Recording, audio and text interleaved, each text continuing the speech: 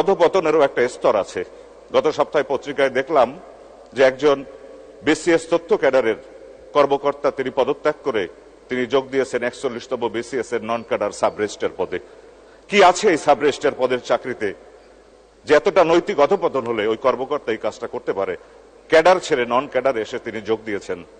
এই একটা ঘটনা প্রমাণ করে মাননীয় স্পিকার, এই দেশের একটা শিক্ষিত জনগোষ্ঠী কতখানি নৈতিক অধঃপতনে আমরা চলে গিয়েছি। মাননীয় স্পিকার, গত কয়েকদিন আগে ত্রাণ এবং দুর্যোগ মন্ত্রণালয় থেকে আমি একটা বিশেষ বরাদ্দ পেয়েছি ৫০ লাখ টাকার।